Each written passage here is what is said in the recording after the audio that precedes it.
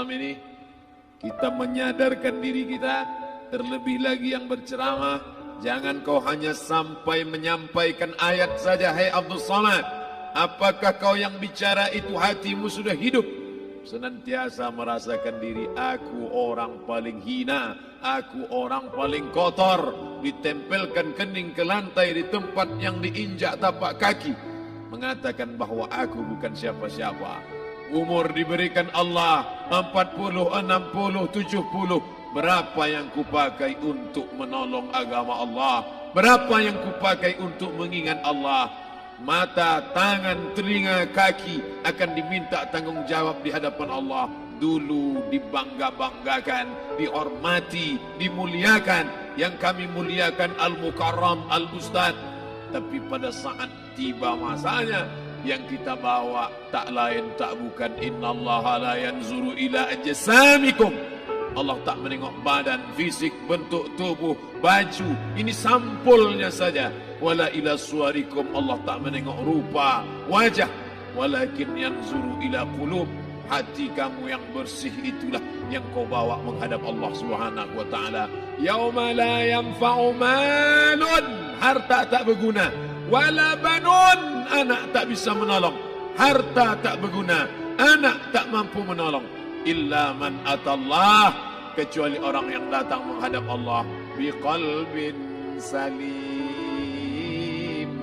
dengan hati yang bersih, hati yang tulus, hati yang memercikkan cahaya iman, hati yang bersih dari hasad, busuk hati, sum'ah, riya, takabbur. Itulah yang menolong di hadapan Allah Subhanahu wa taala. Apa kata Imam Ali radhiyallahu an? An-nasu niyam. Semua manusia waktu hidup itu tidur. Bapak tidur, ibu tidur, saya tidur. Semua orang waktu hidup itu tidur. Falamma matu, ketika dia mati, disitulah dia baru terjaga dari tidur panjang. Saat Israel mencabut nyawa, ditarikkan adalah satu centapan yang kuat. Disitulah kita baru terjaga dari tidur panjang. Betapa aku meninggalkan salat, betapa aku tak berzakat, betapa dulu kekuasaan. Aku lulus umur 30, pensiun 58, 28 tahun apapun tak pernah kubuat untuk agama. Sibuk membesarkan anak, sibuk mengurus warisan. Anak pun tak ingat dengan kita, karena kita lupa menanamkan pendidikan agama di dalam otak kepalanya. Harta yang banyak tak sempat menolong agama Allah. Anak tunggal semata wayang tak sempat dididik agama. Istri meninggalkan dalam keadaan stres susah hatinya, karena dia tak diajarkan sabar menerima ridha ketetapan takdir Allah. Dan paling celaka, tak pernah anggota tubuh ini dipakai untuk berzikir, muhasabah, mengingat Allah. Tak pernah mata dipakai menengok Quran, kitab suci Allah. Tak pernah dipakai hati merenung sejenak. Apa yang akan kubawa mati menghadap Allah Subhanahu wa ta'ala. Abdul Somad dari dalam tanah naik ke atas tanah, ceramah, masuk balik ke dalam tanah. Yang kau bawa apa? Baju koko tinggal, peci tinggal, pakaian kehormatan tinggal. Yang kau bawa kain tidak berjahit, disobek, kerak. Itu yang akan menyampul kulitmu, yang selama ini kau dimandikan, dibersihkan oleh ibumu dulu 60 tahun yang lalu. Sampai masanya kau lupa kapan kau dimandikan dulu. Sekarang ruh melihat, disebut dia ruh karena dia raha ya ruhu ruh, seperti aroma semerbak yang datang pergi hinggap. Ruh sampai masanya dia datang masuk ke dalam jasad. Ruh sampai masanya dia pergi meninggalkan jasad. Malam ini dimuliakan Al-Mukarram Haji Abdul Somad LCMA. Kenapa Abdul Somad ini dimuliakan? Karena ruh hinggap sejenak sebentar, sampai masanya besok pagi dia ruh keluar dari dalam tubuh ini. Anak yang katanya ayahku sayang, istri katanya kaulah abang, sampai masanya mereka tak lagi mau mendekat. Rumah itu saya yang buat, saya yang mengukurnya. Tapi begitu ruh sudah keluar dari badan, tidak satu pun semeter, sesenti, sejengkal, sehasta ada tempat di rumah itu untuk jenazah bernama jenazah Abdul Somad. Mana kawan, sahabat, andai tolan, anak menantu, teman sekantor, semuanya pergi meninggalkan. Yang tetap dibawa, kalau pernah kaki melangkah salat berjamaah di masjid, kalau pernah tangan mengusap kepala anak yatim, kalau pernah tangan mengucap subhanallah. Nanti di akhir tausiah kita akan berzikir, munajat, muhasabah diri, berdoa, mengenang apa yang akan kita bawa menghadap Allah Subhanahu wa taala. Datang malaikat membawa kain kafan dari cahaya, akan menyambut ruh yang mulia. Hadis riwayat Ahmad bin Ambal dalam kitab Al-Musnad, turun malaikat berlomba-lomba membawa kain putih dari cahaya, menunggu ruh akan keluar. Ruh menetes seperti embun di ujung daun. Daun tidak bergoyang, ranting tidak patah. Ruh menetes pelan turun ke dalam kain kafan, dibawa malaikat ke pintu langit. Tak sabar mereka menyambut, inikah dia yang selama ini berjamaah? Berapa banyak yang masyhur terkenal di bumi, malaikat tak mengenal dia. Ini ruh siapa? Tapi ini bukan LCMA, dia bukan ustaz, dia bukan ulama, tapi imannya dalam, kekuasaan dipakai menolong agama Allah. Ruhnya keluar di bawah, semua malaikat mengucapkan salam. Inilah orang yang selama ini kami tunggu-tunggu, catatannya sudah lama. Setiap pagi petang malaikat subuh membawa catatan namanya, malaikat malam membawa catatan namanya. Kami merindukannya. Begitu orang-orang yang masyhur di langit tapi tak dikenal makhluk bumi. Tapi ada sebaliknya, yang rohnya disentapkan, ditarik malaikat dengan begitu tarikan yang sangat kuat. Nabi bertanya saat Isra Mi'raj kepada mereka yang sudah mati ribuan tahun yang lalu, apa yang kalian rasakan? Yang satu mengatakan seperti tebasan pedang di tempat yang sama beratus kali. Yang satu mengatakan seperti kambing yang dikuliti hidup-hidup. Yang satu mengatakan seperti mata kail pancing ditarik dari kulit yang basah.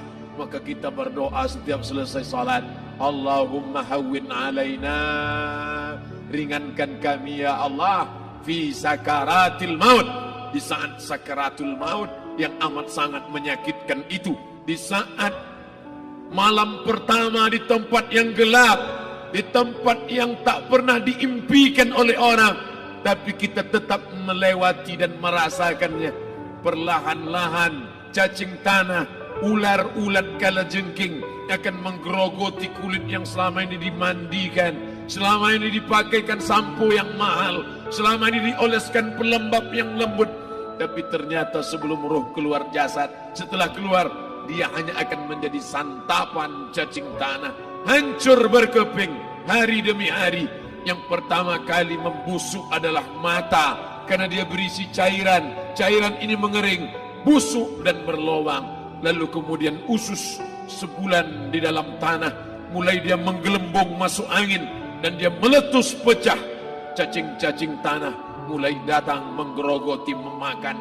Habis, siap tak siap, suka tak suka, kau akan didatangkan. Apa yang akan ditanya oleh Allah? Perbuatanmu, amalmu.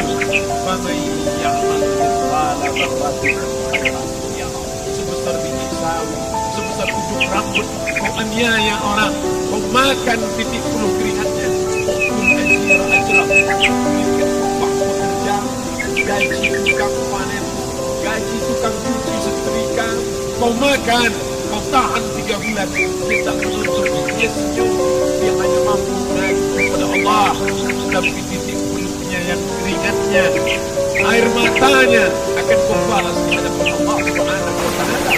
Anda ada siapa yang menolong hari ini, waktunya kau bayar pengacara handal 1 jam 100 juta, bebas tanpa syarat. Allah semua akan bersaksi. Al-yawma nakhtimu ala, lidah yang selama ini pandai bicara dikunci, ditutup Allah Ta'ala yang akan bicara. Wa tukallimuna aydihim wa tashhadu arjuluhum, kaki akan bersaksi, tangan akan bicara. Yang 10 yang di masa depan Mata melihat seolah-olah nyata perbuatan itu dilakukan. Kita lupa, kita melihat jangan malaikat terang benar. Kullu lamma jami'i dalina muhtarun. Catatan dibaca sampai orang yang tidak percaya. Hadal kitab, kenapa buku catatan saya ini yang kecil-kecil wala kabiratan, yang besar-besar, aksaha, semua tercatat dalam buku catatan yang nyata. Dalam surat Al-Isra apa kata Allah? Iqra. Ada yang dikatakan Iqra baca Quran, Iqra baca Yasin, Iqra baca surat Al-Kahfi. Tapi sampai hari ini Yasin tak bermakna, Al-Kahfi tak lagi disuruh baca karena hidup sudah berakhir. Iqra, baca. Apa yang kau baca? Kafa binafsika al-yawma 'alaika hasiba. Baca buku catatan amal. Sampulnya dosa, isinya dosa. Catatan kakinya dosa. Sampul penutupnya dosa. Bibliografinya dosa. Sampai ia pun tidak percaya. Kenapa aku hidup hanya dosa saja? Saat itu dia mendengar teriakan azab. Saat itu dia menyaksikan pekikan teriakan sakitnya siksa. Rabbana, ya Tuhan kami, farji'na, balikkan lagi kami ke dunia.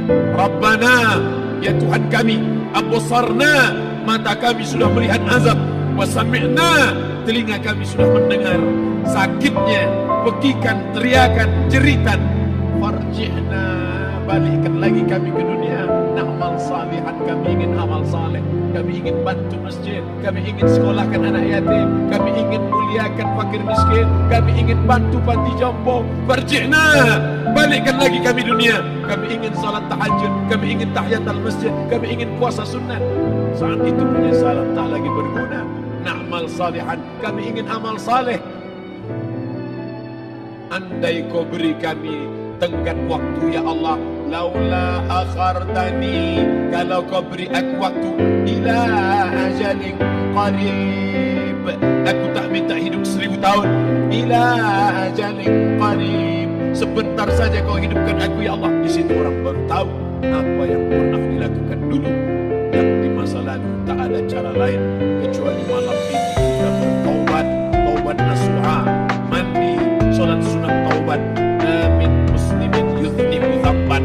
Ada orang silap, khilaf, buat dosa, salah. Siapa yang tak pernah salah?